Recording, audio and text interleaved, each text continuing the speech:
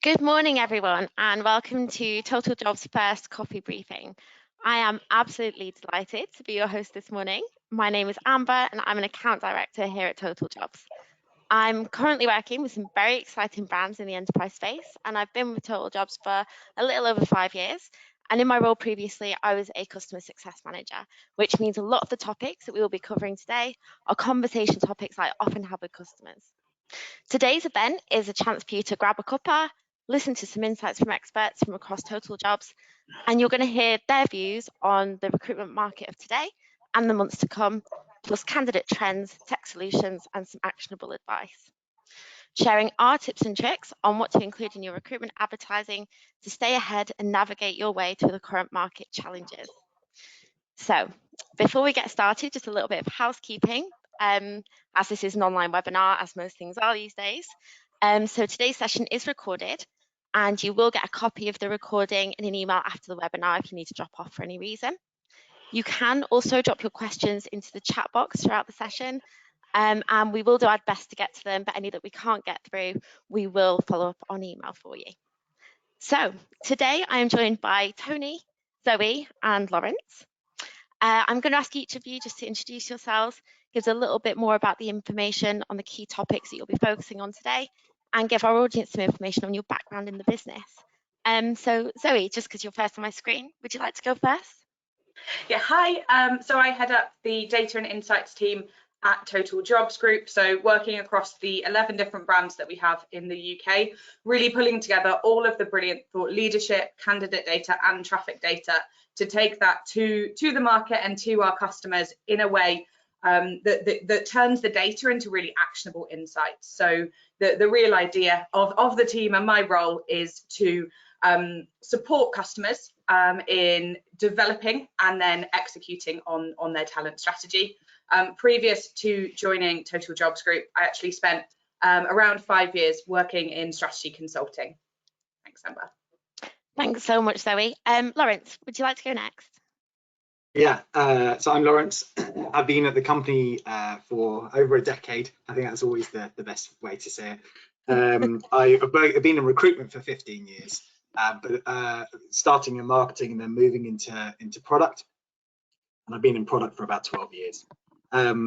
My job day to day is to run a number of different teams, 12 teams who focus on improving our registration and apply journeys on the Totaljobs website. And what I'll be talking about today is what makes candidates click and apply. And you know, obviously this is an area of interest for all of us. So yeah, to explore that. Absolutely. Thank you so much. And Tony. Hi, my name is Tony Jeje. I'm Director of Product Solutions. And really, it's a compendium of extra sort of programs and services that many people wouldn't even know that we have, but really can add great value to recruiters.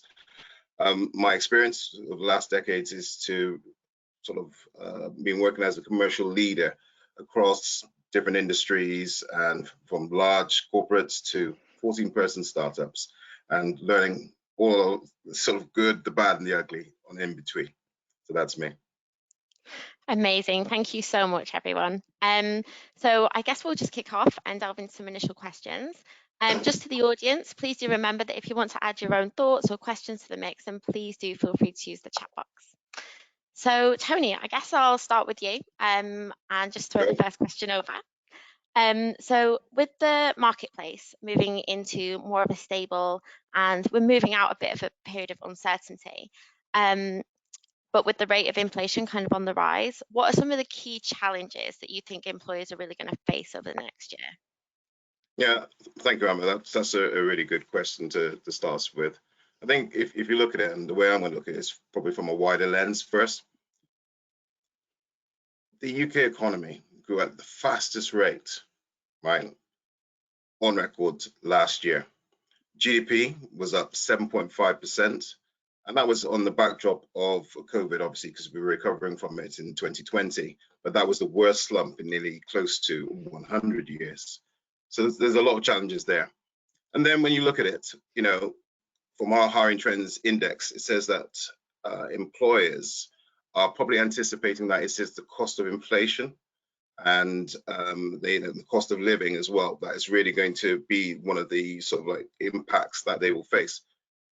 Inflation rates last year was 5.4%. I think currently it's 5.5%. And I was reading that the interest rates could go up by 0.5% next time. So there's a lot of challenges, and that's even more than what we've got in the report, which is candidate shortages at 45%, and that's all on the macro level. But if we sort of drill down, let's look at the top 5 challenges that employers are really looking at and thinking this is the issue. Number 1, it's skills shortages, and that's at 36%. The other at 31% is labor shortages. And then you've got at 28% and 26%, you've got retaining staff, lack of job apps, and then lastly, it's staff absences, and that's at 24%. So when you look at that, there are quite a few challenges that we need to overcome. But I know that 54% of businesses believe that they will be able to hire the right amount of people this year in Q1. But with every challenge comes an opportunity, and with every opportunity, there's a way that you can get solutions to help you to solve that. And we'll touch that as we go forward. Yeah, no, absolutely. Like you say, I think we've really seen the economy boom, and we've seen a huge amount of growth happening across the industry. And, you know, we're seeing the record number of kind of job adverts out in the market. So we were seeing all these kind of huge numbers of job adverts, but we're also seeing the Great Resignation being reported as a key challenge as well. And with that, there's an increasing number of people making career changes. So what are you seeing in your data? What's that telling you? Yeah, so the Great Resignation is an interesting one, and it's a question that customers ask me a lot. So while it is really true that candidates are growing in confidence, they're starting to see the UK kind of opening up, and they're getting that confidence to actually say, do you know what, I've been reflecting over the last sort of 18, 24 months, I've got the transferable skills, I want to make a change for whatever the personal reasons are that they've changed their values or their priorities. You know, 26% of people are searching for a job this winter in the UK. And that's quite a scary statistic when you translate that into actual numbers. Yeah. But on the flip side of that, what we've really seen again from that Hiring Trends Index research is that 53% of working UK adults have no intention to look for a new role this year. So actually we've got a much larger passive candidate pool than we would probably expect to see, particularly at this time in the year where we usually see more movement happening after that Christmas, that Q4 period. But we are also seeing that when people are moving, there is an increase in people moving across industry. So hospitality is a brilliant example of this. The challenging side of the story is that 46% of people left the hospitality industry over the last 18 months or so to another industry. But how much of that was voluntary, if we're being absolutely realistic? Yeah. And we're now really starting to see the green shoots of recovery. So not only are people who were previously in hospitality returning, but we're seeing from our career change tracker data, for example, that 22% of people moving into hospitality are coming from outside of the hospitality industry. So yes, people are moving, but I think it actually gives us more of an opportunity as employers to get different talent, to get different skills in the door that probably wasn't very accessible to us before the pandemic. Yeah, no, absolutely. And I think that you've got a really interesting point there on passive talent. Lawrence, so are we seeing kind of more candidates window shopping? And what do you think in a job advert like makes people actually click the apply button? We are definitely seeing a huge spike in window shopping. In fact, I mean, you know, much of what Zoe's just gone over is exactly the kind of insights that we're looking at regularly. Yeah. The question is quite easy to answer of what they are looking for or want, but from a product perspective, it's really complicated to solve and actually to get them to click and convert. So when a candidate is looking at a job ad, they have a kind of a version of Maslow's hierarchy in their mind. So, you know, there's like a base level of fundamental needs. Does this job address that? Will the job pay the bills? Will I be able to travel there easily? Can I work remotely? Will I get pension support? How much time will I have off? Will I be able to spend time with the kids? So there's all of these things that are kind of running through people's minds. And I mean, I have a team roughly of 100 people, which means that I'm hiring as much as our customers. And I've seen in the data that even though it's really important to address these fundamental needs, it feels really counterintuitive when I'm writing a job ad to promote those things to the top of the ad. I feel like I need to do some kind of big sell of what my company offers, but in reality, people just need to get those questions answered at the very beginning. Yeah. So one of the most effective changes, or one of the most effective tests we've ever done, really, and this was quite a few years ago now. We ironically did it for kind of search engine optimization. So we're trying to improve the prominence of our search results pages in Google. Yeah. And to do that, we increased the information on the search pages. But what was really interesting was the human impact of making that change. So it significantly reduced the number of job views. So lots, the people that were searching suddenly weren't going to look at the sort of the job listing, the job details, nowhere near as much. But the job searches and the amount of jobs seen per search page significantly increased. And eventually, when the candidate did click through, they were far more likely to apply, and applications overall increased. So we're actually experimenting in this space right now, and it all comes down to a combination of fatigue and a combination of I just need these fundamental questions answered. Yeah. Are you going to meet my needs? At that point, let me take a group of the companies or group of the jobs that meet my needs, and let me try and pick the best opportunity within that group. So then the next level up from that is progression. Will I enjoy my work with colleagues? Will I feel more accepted? Will the work be challenging? Is the industry challenging? Yeah. And of course, that's your big sell, but quite often candidate behavior skims that straight to the bottom, look at the heuristics, and then back up to the top. Yeah. I think our general advice is always to put your benefits nice and high up in job advert copy, because you really want to grab the attention, like you say, and meet those basic needs. And including salary information, I think, is absolutely a must at the moment in job adverts. Yeah, I think if I could jump in there, Amber, as well. Yeah, of course. It's there's so much included in there to unpack, but I think one of the biggest areas we've seen customers experimenting, having success, is exactly what Lawrence mentioned there, around just being really open and candid about what you do, what you don't offer, who you are and who you aren't. So a great example of this is a major high street retailer that I'm pretty sure everybody on the call would recognize, who actually started explicitly putting within their advertising that their shift pattern would only ever cover school pickup or school drop-off time. And they saw actually a 40% increase in applications from women who statistically are more likely to be performing those informal caring roles. And what I hear time and time again from customers is, yeah, but that should be obvious to candidates. And I think the message is, it's not. And making it as obvious as you can not only helps the candidate, but it makes you stand out in comparison to the competition as well.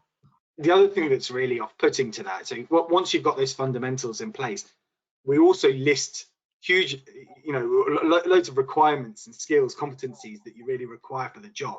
Now, we talked about skills shortages a second ago, so obviously we're trying to find those people, but it's really important that we actually just pick out the core skill that you need, or the 2 or 3 that you need, because the list is so off-putting for candidates. That like, I'll never meet up with these expectations, and that apply button is actually quite a scary thing.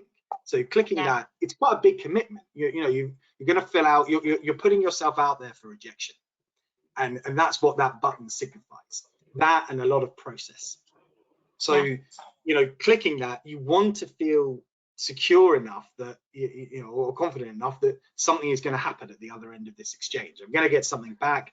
I at least will be at the top of the pile. That's really hard. Yeah, I think absolutely. Oh, sorry, Tony. I go ahead. No, you go ahead. Go. I was just going to say, I think you're absolutely right, Lawrence. I think a lot of people automatically discount themselves. And you've just reminded me actually about the tool that we have on Milk Round, which is the jargon Buster, because I think a lot of companies put in a lot of acronyms into their job copy, and it's internal terms or slang terms, and people automatically discount themselves because they're just not familiar with the acronym, but they're perfectly capable and aware of what that ability is. So yeah, very interesting. What I was really just reflecting on, and I agree with all, is that when we're trying to do in terms of attraction strategy, and it's the utilizing of things like video and the ability to tell a story from the individuals that actually work in the company, that really brings it to life. And then people can actually see, oh, it's somebody like me that works there. And they can say, look, this is what enthuses me about this role. Then it comes to life, because words are just words and can be interpreted differently. But sometimes having that extra data point through visuals, I think makes a compelling point. No, absolutely agree with you. And Tony, just leading on from that, so the latest Hiring Trend Index findings found that around half of companies aren't actually collecting data on their staff or applicants from a diversity point of view as well. So it's that extra layer. So how do you think this is going to impact D&I commitments across the board? Yeah, that's a very topical point that has been raised, and I think for some, because it comes as an imposition sometimes from above, oh, diversity, we need it. But the crux of the matter is this, and I'll use Peter Drucker. He's a management thinker, and he said this: you cannot manage what you cannot measure, and you've got to be able to get the underpinning data and able to make the change. But if you want people to go on that journey, you've got to actually start with, I always say, start with the end in mind. What is it you're trying to achieve here? And what we're trying to achieve, and if you look at the hiring trend index, it tells us, look, ideally, candidates want a fair and inclusive workplace, right? Fair, I think, came up at 54%, inclusive 51%. This is what candidates want. And if you're striving towards that, and especially from your internal staff, it's taking the necessary steps, getting people to go on that journey, then them to understand what this data will be used for, and involving them in the conversation. You know, we've got the All-In Network, and I know that a lot of times that they're being called on as a reference point and as sense check for some of the things that we are trying to do. And I'm deeply proud of all the different networks that we have, and these are our business resource groups. So when you look at that, that is what we really need to do. And we, unfortunately, we do need to get that data. And one last thing, which I'll probably just throw in there. I don't know if you've ever seen the the thing around a race. It's like, you know, what are you? And it's like X, Y, Z. And maybe you might have mixed other, just thrown in there. Wouldn't it be nice to just get rid of all of that and just ask, how would you define yourself? And then I think you'll get much more insightful data, because it's more of a conversation rather than, do you fit in any of these boxes? What happens if you're all three? And believe me, I can classify as all three. So there are challenges, but it's so important to get that data. Tony, for, you know, as a human, I totally get you, but as an algorithm, that is a nightmare. But thank you for your suggestion. The same. I think, though, in my experience as well, and Zoe, we spoke about this a couple of days ago, different employers, you know, diversity is branded around, but it has different meanings to different employers. You know, people are looking for different types of diversity in their workforce, and I think that as well, we are seeing that bigger uptake on our Equality Boost product as a result, because that really supports recruiters with advertising to a more diverse talent pool, and it has data at its heart. Yeah, and I think, sorry, I think you mentioned, Amber, you know, it means different things to different employers. I've certainly been on insights workshops with customers where I say, okay, so you mentioned that DE&I is a big focus area for you this year. What does that really mean? And 3 people have given me 3 completely different answers. But I think it's also, again, just being really explicit and really clear from the candidate perspective as well. So when I go and read that an employer is committed to diversity, would I, for example, if I were a member of the LGBTQIA+ community, think that included me? Or would I make an assumption about that being more to do with ethnicity, or more to do with gender or disability or whatever it is? And so again, I think it works both ways, and there can be that real disconnect in terms of speaking the same language, essentially. Yeah, 100%. absolutely. Look at social mobility. You know, that is crucial, but sometimes it just gets lost. And, you know, when it comes to neurodivergence, that gets lost, but it's all part of it. What we want is a diverse culture, and McKinsey has proven this. It outperforms the lowest quartile by I think it's a factor of 2x. So when you've got that, it makes business sense to go after it. Absolutely. And I think, so we're just leading on from that as well. What do you think is one thing, if nothing else, that employers really need to do to recruit successfully in the market and the challenges that we're seeing at the moment? Yeah, so that's a great question, Amber. I think where we're seeing customers being more successful than they've been in the past, or than some of their peers, is again, I've mentioned it a few times now, but where we're seeing real honesty, where we're seeing employers being candid, also where we're seeing thoughtfulness coming through in the way that the advertising and the branding and the whole wraparound is put together. So we know already, if you take the first 6-7 weeks of this year versus last year, we're up 47% across the market in terms of job postings. So that, you know, recruiters are not getting any less busy. It's predominantly been driven, of course, by kind of logistics, customer service, retail, and hospitality. But there's not really an area of the market that can now sit back and rest on its laurels. Yeah. And what I constantly hear is, you know, the volume of applications that recruiters are having to go through to get somebody through the pipeline and working for their organization is way too high.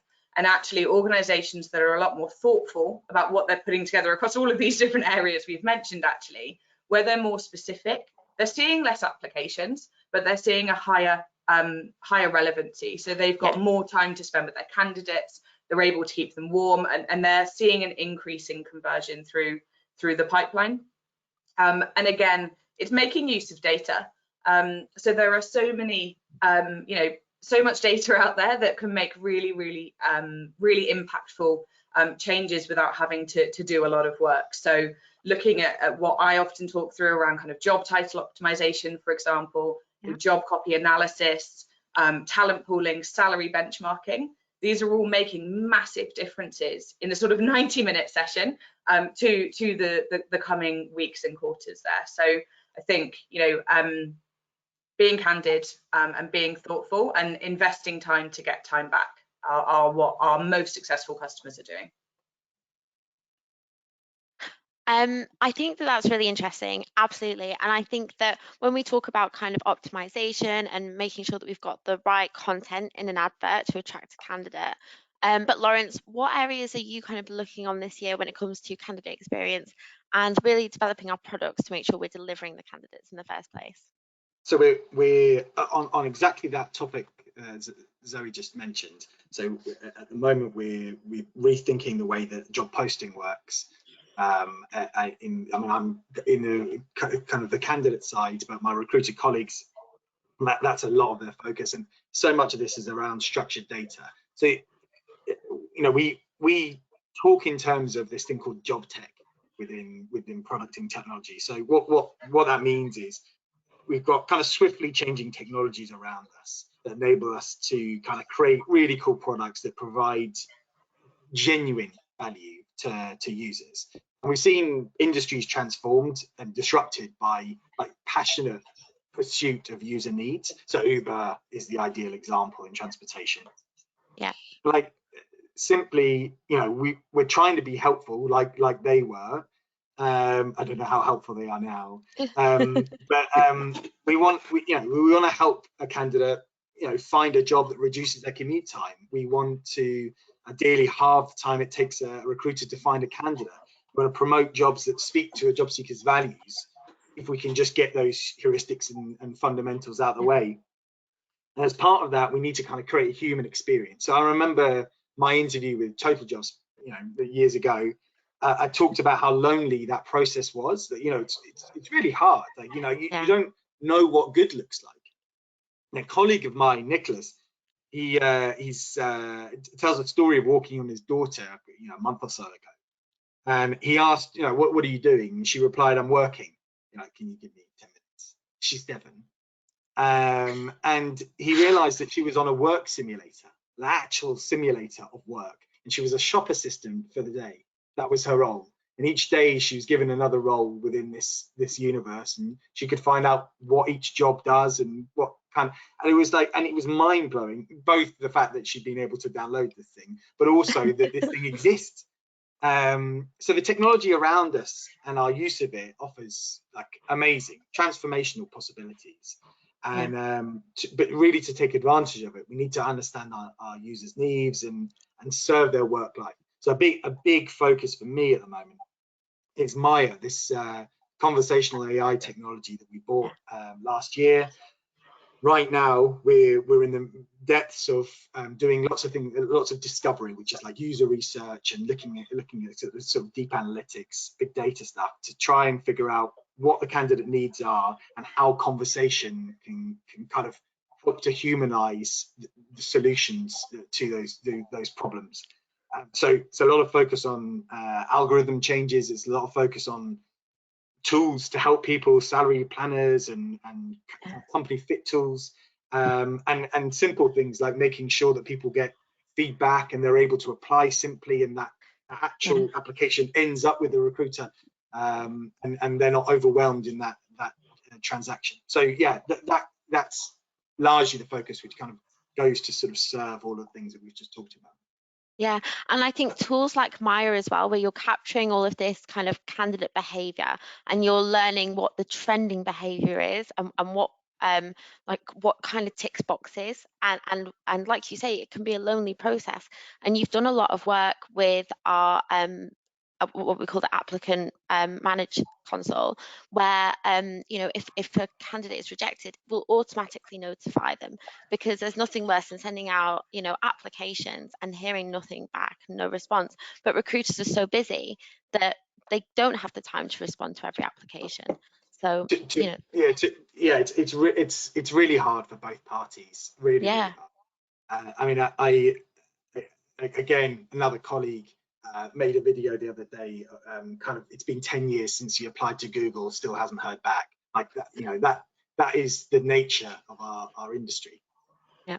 I think that what is really interesting with Maya technology, or, you know, conversational technology, but you know, also in Applicant Manager, is failure. Failure is the most, failure is really the time that you learn, because if Maya doesn't have an answer, that means that you've asked a question that we don't know, that you've gone down a path that we need to consider. It's the same with when kind of, you know, failure happens in the apply process. Why did they stop, or why didn't they get feedback? Like, why were they such a bad fit? Or what is the organizational complexity or problems for the employer or the recruiter to not get back? Like that, those are actually trying to find the problems to those are kind of really inspiring. That's where like real creativity comes.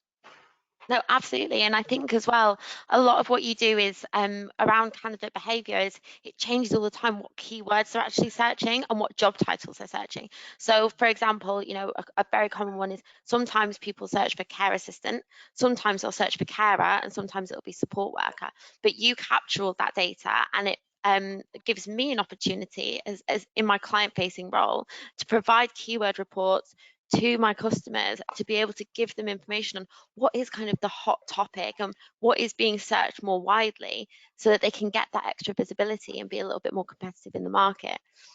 So it's the psychology behind that is really interesting, because you so obviously, like, we have algorithms that try and pick all of this up, right? So you know, like, if we understand the relationship between all of these different terms, and then we're trying to serve jobs back regardless of the category. But candidates tend to pick the job title that they identify with, right? So even if you're able to serve the jobs, if their vision or their understanding of that role is this, and you don't meet that need, then you are further down that pile. That's why it's so important to just get those things right, like have the in vogue term, you know. Yeah, no, absolutely. And I think, Tony, as well, this loops back to a lot of what you're doing in product solutions, because as well as sourcing new talent, retaining talent is really high on the agenda. And we spoke earlier about the Great Resignation. So what do you think, or how do you think companies can actively prevent themselves from being affected by that? That's interesting. So if you look at the Hiring Trends Index, it actually says that, and I will caveat this, right? But 62% of UK workers are satisfied with their role. So that's great. So not everybody is looking to move on. However, when we wrapped up the survey, it was in January. And then since then, obviously, we've got all the cost of living, inflation, all the sort of different worrying terms that have been bandied around, potentially a war in Ukraine as well. You know, when you look at all of these things, people are a little bit more unsettled. But there are actually sort of like three core indicators that are really important. One is flexible working, no surprise. And I think I was reading something in the news today around a lot of recruiters are using it, they're almost weaponizing it. They have to be able to say, look, we offer flexible working conditions, please, you know, that's not an issue for us. Because a lot of people are trying to make it a bigger thing than perhaps it is. Zoe, you were just going to say something then? Yeah, it's interesting you should say that. So some research for the Chartered Institute of Management came up today and said over 80% of companies are now offering some form of hybrid working. And exactly what you say in terms of that weaponizing. I was speaking yesterday to one of the UK's top legal firms, and their number one issue was that they typically play in what they were calling the regions, so outside of London. And all of a sudden, all of these top flight legal firms from London were coming up and saying, hey, do you want a London salary? And you never even have to come. And it's that big challenge of you can't fight that with money, essentially. And it then becomes a conversation about culture, about values, and a conversation probably we're all a little bit less familiar with having from before this period. So yeah, that's what I was gonna... We're surrounded by practical examples in our working lives. So I was talking to a candidate the other day who exactly in this profession works for a company who has an office in London, office in Guildford.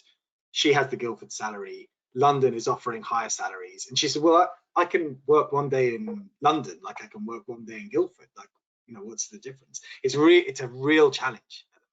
Yeah, and I think, sorry, Lawrence, I didn't mean to cut you off then. I think so as well. You had some research around candidates are less likely to apply for a role if it isn't clearly stated if they're going to be remote based or if there's flexible working involved. Is that right? Yeah, definitely. Zoe, do you know the numbers on that? Do you know? I don't actually. On the spot. I don't on the spot. It's maybe something we can include within the follow up, but I don't have the numbers right on the tip of my tongue there, I'm afraid. No, nor do I. I really should know. So I was hoping you were going to save me. But yeah, you've been given homework, Lauren. Yeah, I know. But there's also the challenge. We talk of retaining. There are other sort of like core elements. The other one is working relationships, right? How many times I know even in our current company, people wouldn't go anywhere else than Totaljobs Group because it's great, right? But it's also to do with the working relationship, it's to do with the culture, it's to do with the vision, all those things all combined. And then the other bit, I mean, look, 64% would say, look, if you paid me more money, I'll be happier, right? That is to be expected. But there are two other elements that then really come into play. One is rewards, right? And when we think about rewards, it's like, okay. Again, reward is not to do with just money. Give an example. When I'm running a team, someone say, well, look, if we can do this, then that entitles you to an early finish on a Friday. People love that, right? Yeah. Absolutely love that. Another one, and Amber, you've been involved in this one, team lunches. We have amazing team lunches, right? And this is all what brings and binds people together. And the other day, one other thing that reminded me, I walked into our Bluefin building, and I'm seeing a lot of people in like leotards and stuff like that. I'm thinking, what is going on here? People are doing yoga and Pilates. I mean, for Yeah. the more flexible people, it's brilliant, but obviously not for me. But seriously, you know, it's these extra things that employers can do. And then the last bit is around communication. I think, you know, coming out of our COVID times, we want to feel a part of whatever decision making that is going on in any organization. So I think the way we communicate, the way we make that effective is going to be key. So yeah. Communication. And I think, Tony, you've covered some really interesting points, especially around, you know, the bribery that we have around team lunches and all these great things that we have, though, that help with culture and team bonding, and it's so important. But Lawrence, in terms of looking for a new job, what do you think candidate motivations are there? Well, we've got some numbers on this. So first of all, career progression is the largest. So 34%, 31% they want to try something new, and this is the area that we in product development find really hard to solve, because in truth, everything that we try, like, you know, anything that basically distracts you from knowing what you're looking for and looking and kind of like searching within that parameter, right, is distracting from going on and applying, distracting. You know, people honestly don't click on these tools. It's almost like they start on Google, and that's actually where they start this we call them category searches. So I want to shift my career. Where do I start? And job boards aren't necessarily where you start. That's why conversation has kind of been a key here. So, you know, if you start to kind of, if you go into like, okay, well, what are you doing now, and then start to adjust that to, you know, where could you go and what possibilities, and why didn't you try this, these tools to try and assess your needs and how they might relate to a different industry. That's where that has really worked for us. But yeah, trying something new is actually a segment which is quite hard to address. And then next on the list is career development opportunities, that people just have reached a ceiling in terms of challenge or I don't know, promotion, maybe, and then that kind of then leans into the fourth one, which is salary. So, you know, that we talked about you know, law firms and the struggle there. And then the last one is sort of lack of recognition, reward in the current role. You know, just basically feeling, you know, that I'm just coming in doing a job and I'm not really getting the recognition that I want for it. And that in itself has become a much harder challenge remotely. So, you know, you're no longer, pats on the back are few and far between, or that, you know, taking away and having a drink and talking about it, the natural conversations have been much harder to foster. And you know, we've all become a little bit more business-like in the way that we transact. So, you know, the activities that we've just talked about, they create making your offices more social hubs instead of like office spaces, create that coming together, which allows for you to kind of, you know, have those conversations in a more natural environment. So yeah, those are the top 5. I think in March 2020, when obviously the world went on its head, there was that key term that went around, which was water cooler moments, and we were missing those chats and that organic conversation so much. And like you say, then people start to feel like they're lacking recognition, you know, that they're not being rewarded in their current role, and then it makes them want to leave. And like Zoe said earlier at the start of this conversation, you know, people are moving industry then, and they're trying something new. So it's really interesting. I think that the pandemic has changed a lot of things in our working lives, definitely. But Tony, what do you think are trends that you expect to really stick around? Yeah, that's a good question. I think probably there's 3 areas that we can look at. So one, I remember it's 32% of UK workers say that it's a greater sense of fulfillment is what they're looking at from their job in their career in 2022.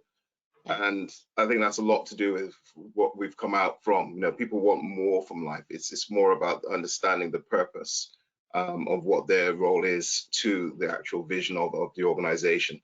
So I think that's a key one. Another one is that businesses are moving to sort of like long-term, well, it's all around flexible working. So some businesses have got long-term hybrid policies already in place, and some are moving to it. So I think that's the other aspect. And then the last one, which I touched on, is it's all about self-care and the well-being aspect. These are trends that I think will continue to grow. And there's lots of stats in the report that will back that up. Yeah, I think people's entire outlooks have changed, and it's about having, like you say, that balance of home life and work life, and we're spending less time commuting. So like you say, well-being is being put front and center, and I think that it's only a positive for that to kind of stick around and for that trend to really stay here. That was great. Thank you so much. Before we kind of wrap up, I think we might have some questions in the chat box. So I think we have Ellie from marketing who's monitoring the situation. Yes, hi Amber.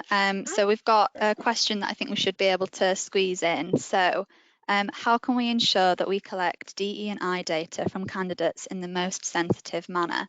My company's application portals asks candidates whether they were in receipt of free school meals at school, so that we can ensure that we are hiring people of all socioeconomic backgrounds. However, for some, this question can be upsetting, as they find that they might be judged in a negative way if they declare that they had free school meals. How can we address this? I think that's sorry, I was just going to say, before you go, because you'll be much more interesting than me, but I was just going to say, I think there's different differences here when people collect data upon application or when they progress the application, right? Yeah, I would probably agree with that. And also when the person is actually in the organization, there is, especially I've seen it, there is a reticence to declare one's difference. And I think that's the level of trust that organizations need to overcome, whether it's at the application stage or in life, management of their staff. If you build that trust, then people are more freer to share the right information, which can help to change. Yeah, and I think an example of a large consulting firm in the UK who actually had similar questions. So, what was your main household earner working as when you were 14, for example, or the free school meals, or a wide variety of questions, is making it really, really explicit in that moment that information will not be shared with anybody involved in the hiring process. Because actually they put that through to say this will not be shared with hiring managers, this is not attached to your CV. And that helped to make a difference. You're always going to have some people who have that trust issue, as Tony said, but being really clear about why you're asking the question, we've found can really help.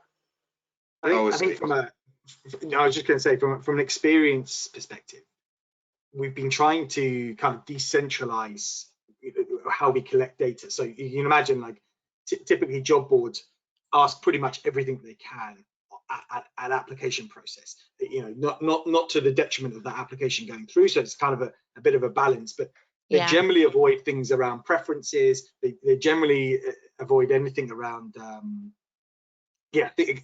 those kinds of criteria. It's a really hard time to introduce it into any journey. So we've been looking a lot at that at the moment, and a conversation is, again, a key, because you can basically ask those questions, but also explain why that data is being used, right? And like, who's it for? Is it for us to help you find a job, or is it for the recruiter to treat you in a different way? So I think it's two parts. It's where you ask this. So further up the funnel, detached from the apply, as Zoe was saying, but also in the way that you ask it, conversationally, explain the context. 100%, because I wanted to say it's just that transparency and communication, and starting with the end in mind. So absolutely. Yeah. I think that's a really great question to kind of end on. I think there are more questions, and what we'll do is kind of send a follow-up out on Monday with a recording of this, so anyone who's had to drop off, but just in the interest of time, we are going to have to wrap it up, I'm afraid. But we've had a really great time, and I just want to say a huge thank you to you three, Tony, Zoe and Lawrence, for kind of joining me today and this. And thanks as well to everyone who's tuned in and submitted questions and participated. Like I said, everyone's going to receive an email with a link to the recording on Monday, so keep an eye out for that. And if you want a reminder of any key takeaways, we'll include lots of information in there as well. So on that note, I hope that everyone has a lovely Friday and a lovely weekend. And we'll, yeah. Stay indoors. Yeah, absolutely. Stay safe. Yes. Thanks, Amber. Thank you so much. Thank you, Amber.